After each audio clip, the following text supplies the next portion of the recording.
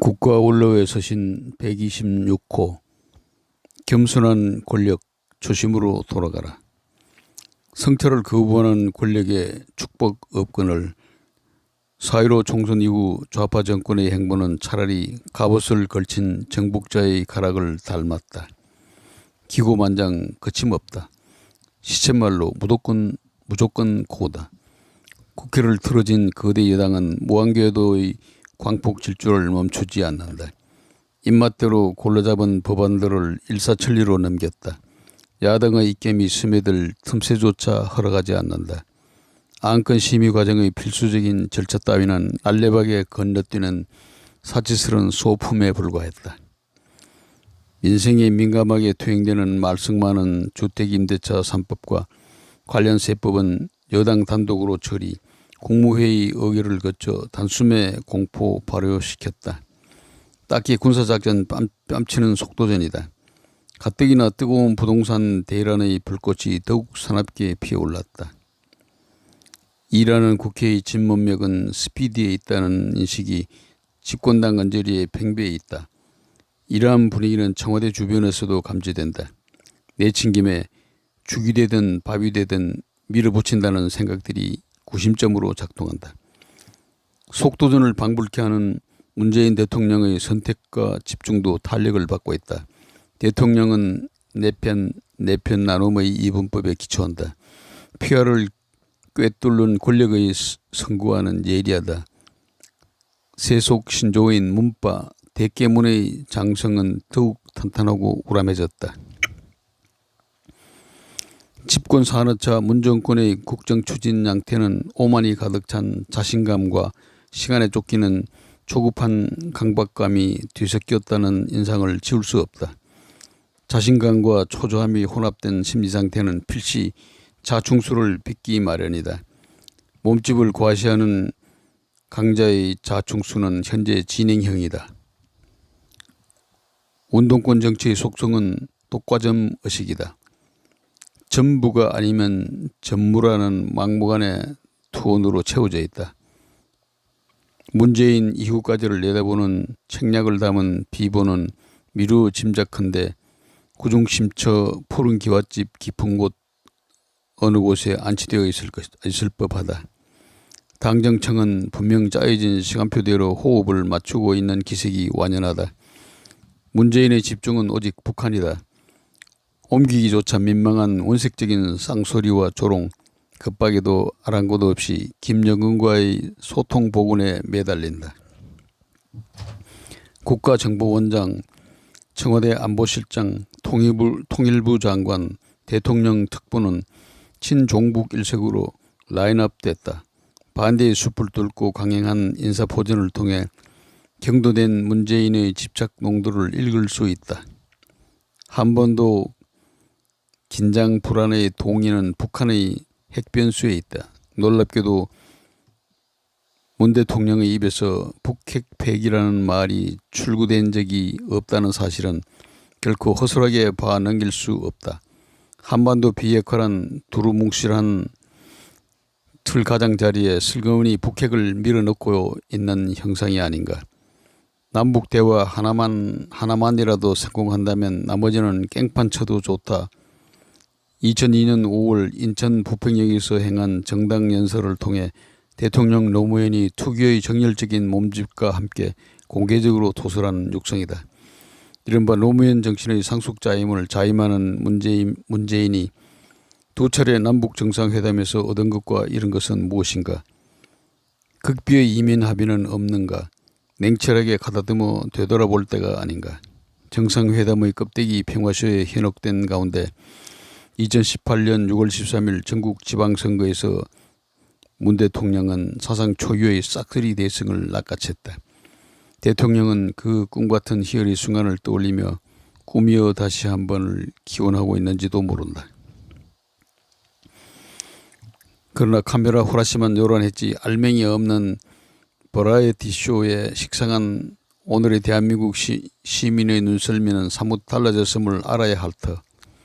북이 유세를 떨고 남이 조아리는 역겨운 모습을 빗댄 북갑 남머리란 신조어가 생겼음을 유념해야 할 것이다. 신조의 탄생은 살아 숨쉬는 민심의 현주소이기 때문이다. 민심 돌아가는 낌새가 아무래도 수상쩍다. 저작거리 군상들의 얼굴에 수심이 박혀있다. 장대비가 흩뿌리는 장마철 후덥지근한 날씨 탐만은 아니다. 꼭 집어서 말할 수 없는 짜증 증후군이 도사리고 거리마다에 넘실대고 있다. 국회와 큰 길 건넌다. 때마침 길바닥에 문재인 탄핵 8.15 국민 총궐기 대회를 알리는 전단지가 어지럽게 흩뿌려졌다. 곧이어 정부의 부동산 정책을 거칠게 몰아세우는 남녀 혼성의 목청이 더 높다. 목놓아 울부짖는 안악내의 절규는 오가는 사람들의 발걸음을 멈추기에 충분하다. 폭우 속 여의도 도심을 사로잡은 긴 행렬은 정치색이 물씬한 다른 어떤 시위에 비해 진정성 돋보이는 인상적인 맨얼굴로 다가섰다. 자칫 가진 자와 덜 가진 자의 승강기로 비춰질까 두려운 아파트라는 집권 후 23번이나 주물러온 현 정권 부동산 정책의 허둥지둥 허세가 불러온 결과임이 분명하다. 수세에 몰린 여권이 뜬금없이 세종시로 수도를 옮기자는 담론을 띄웠다. 국면 전환용이라는 발상이라는 시선이 뒤따랐다. 차기 대선을 겨냥한 중정권 표심을 노린 보석이라는 시각이 훨씬 우세하다. 서울은 1394년 태조 3년 조선 개국 직후 한양 천도에서 비롯됐다. 626년 만의 천도론이 아닌가. 말이 쉬워서 천도타령이지만 이에 따른 태산 같은 뒷감당을 온전히 짚어본 연우의 발상인지가 의심스럽다. 천도론은 한창 불붙은 서울 시민의 노기를 잠재우기에는 어림없다는 또 하나의 여론조사가 떡하니 버티고 있어 정권의 고민이 날로 깊어지고 있는 판국이다. 나라 안팎 사정을 훤히 꿰차고 있는 청와대 국정상황실은 어쩌면 2020년 7, 8월을 가장 아찔하고도 잔인한 여름으로 기록할지 모른다. 호사다마라 했던가 4.15 압승 이후 고작 서너 달 사이에 충격적인 변고가 잇따라 터졌기 때문이다. 아직도 비극적인 사건의 전부가 안개 속에 퍼묻혀 있는 박원순 서울시장의 성추행 변사도 그중 하나다. 6.25 전쟁의 호국 영웅으로 추앙받는 고 백선엽 장군의 안장을 에워싼 정권의 의도적인 홀대는 문 대통령의 비뚤어진 현대사관을 직시할 수 있는 결정적인 또 다른 논거로 떠올랐다. 7월 16일 21대 국회 개원식에 연설을 마치고 나온 대통령을 향한 신발 투척 사건은 한 번도 본 적이 없는 엄청난 사건이 아니던가. 60대 사나이는 가짜 인권평화주의자 문재인은 당장 대한민국을 떠나라고 고래고래 외치면서 신발을 부숴던졌다. 신발은 신변에 미치지 못했으나 경호원의 제압 속에서도 고함 소리는 이어졌다. 이 사건을 계기로 서울 곳곳에서 수백 컬러의 신발이 한꺼번에 하늘로 솟구치는 신발 시위 진풍경이 일상처럼 자리 잡았다. 시위 문화의 쇠장이 열린 것이다. 다락같이 치솟는 집값을 제대로 잡지 못한 정부의 부동산 정책 탓에 민심 위반이 과거 어느 때보다 심화됐다. 작금에 온라인 포털 사이트엔 문재인을 파면한다는 조롱 섞인 문구가 실시간 검색 1위에 올랐다. 삶의 동지가 흔들린다는 것은 예산일이 아니기에 성난 민심이 들끓는 것은 인지상정 마땅한 이치가 아니겠는가.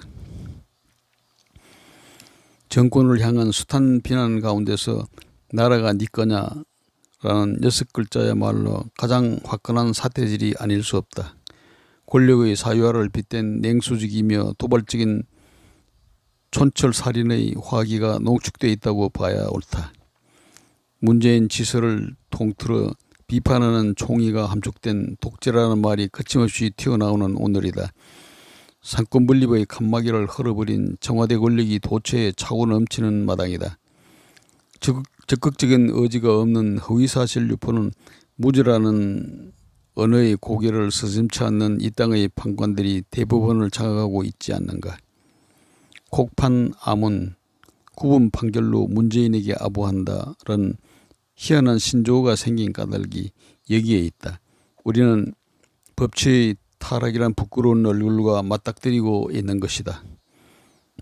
살아있는 권력을 캐다가 미운 털이 박힌 윤석열 검찰총장을 치내려는 전방위적인 압박이 정점으로 치닫고 있다. 4.15 총선 결과가 빚은 또 하나의 연동현상이다. 법무장관 추미애는 여론의 향배에 털끝만큼도 신경 쓰지 않고 윤석열을 벼랑 끝으로 몰아가고 있다. 문재인 정권의 도덕성을 뭉개버린 숱한 권력 비리에 대한 수사가 맥불린 채 주저앉았다. 열 손가락이 모자랄 정도의 굵직굵직한 의혹들이 절비하다. 추 장관이 자신의 영을 거역했다고 윤 총장 주변의 똑똑한 검사들을 모조리 음지로 유배시킨 탓이다. 검찰 개혁의 깃발을 지켜세운 추미애는 지휘봉을 마구 휘둘러댔다. 언론은 인사학살이라고 표현했다. 추미애가 쏟아낸 그 흔한 말들을 늘 구설소의 한가운데 올랐다. 물러설 줄 모르는 그녀의 싸움딱 성미를 타고났는지도 모른다. 논쟁을 즐기는 편이다. 검찰 권력의 축소지향을 개혁의 요체로 믿고 있는 추미애의 선제적인 일련의 조치는 부글거리는 검찰 내부의 분노지수를 더욱 자극해왔다. 국가정보원의 영역인 대공정보 업무를 인계받은 데 이어 일반 수사 종결권까지 거머쥔 경찰은 의기양양이다. 언론들은 경찰 공화국을 경계하는 논평을 부지런히 제기한다. 청와대 권력은 불이익이 수월한 경찰에 힘을 실어주는 것이 편리하다는 입장을 굳힌 것 같다. 집권 여당은 관련법을 뜯어고치는 한이 있어도 8월 중 공수처 신설을 완성한다는 방침이다. 위헌 소지를 들어 헌법 소원이 제출된 터에 헌재 판결이 내릴 때까지 기다리자는 야당의 요구를 일축했다. 공수처 발족이 초읽기에 들어간 가운데 오랜 침묵을 깬 윤석열 총장이 자신의 모든 것을 건 승부수를 던졌다. 새로 임관된 젊은 검사들의 신고를 받는 자리에서 작심 발언을 토해낸 것이다. 훈시 형식을 빌린 작심 발언은 이렇다. 우리 헌법의 핵심 가치인 자유민주주의는 민주주의의 허물을 쓰고 있는 독재와 전체주의를 배격하는 것이 진짜 민주주의를 말하는 것이다. 독재의 주체는 명시하지는 않았으나 문재인 정권을 에둘러 비판하는 데 초점을 맞춘 것만은 분명하다. 청와대와 여당은 일체의 논평을 내지 않았다. 설마하니 상상을 뛰어넘은 돌출에 넋을 잃고 말문을 닫은 것인가. 자칫 반응함으로써 파장을 확산시킬지 모른다는 판단 때문인가. 전후 사정을 살피건대 정부 여당이 사전에 입을 맞춘 것은 분명하다. 부자연스러운 이러한 이상한 침묵은 파문을 차단하려는 전술적인 계산이 깔린 선택인 셈이다. 굳이 독재 전체주의와 같은 자극적인 언어를 동원한 윤 총장은 자신이 택한 탄핵을 포함한 모든 징계를 각오한 것으로 보인다. 사람에 충성하지 않는다면서 헌법 수호의지를 다짐해온 그로서는 장구 끝에 터뜨린 소신의 순수성을 관리하는 데 있어 두 가지 선택 앞에 서 있다. 중단 사태의 권력비리 수사에 팔을 걷어붙일 것인가, 자진용퇴할 것인가. 어쨌든 그의 선택은 시국 전개의 폭발적인 변곡점이 될 것은 확실하다. 부동산 파동과 윤석열 충격파가 맞물린 시점에서 문재인 정국에 대한 부정평가가 긍정을 크게 앞질렀다는 여론조사 결과가 함께 미래통합당과 더불어민주당 지지율의 오차 범위로 좁혀졌다는 소식에 이어 윤석열 총장을 차기 야권 대선 후보로 생각하는 여론이 급상승했다는 보도가 뒤따랐다. 이 같은 일련의 여론조사 결과는 정부 여당에 대한 압도적인 지지 성향을 고수하는 언필칭 호남 현상을 감안할 때 숫자로 표현되는 민심 읽기의 불편한 허실을 새롭게 따져봐야 할 과제일 수 있겠다. 시국이 숨가쁘게 동요하는 시점에 권력과 의용방송이 윤석열 검찰 무력화를 꾀한 권한 유착 정황이 폭로됐다. 권력과 언론이 짜고 치는 고스톱 놀이는 전국 혼란의 큰 불씨가 됐다. 진보 진영 내부에서도 양심 선언을 닮은 항변이 자꾸 흘러나온다. 해도 너무한다는 볼멘 소리다. 탄식이 축적되면 분노로 변한다. 권력의 오만은 끝내 객기를 수반한다.